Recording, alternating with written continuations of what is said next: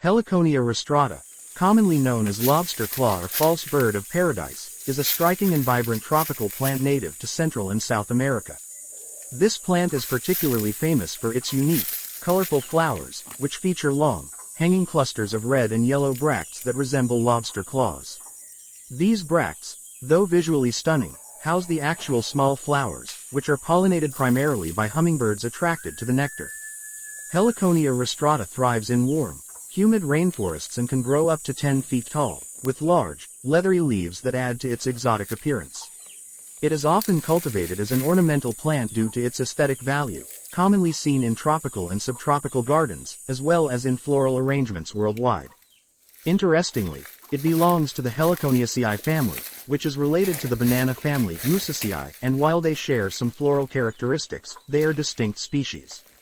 In addition to its ornamental uses, parts of the plant have been employed in traditional medicine in some cultures.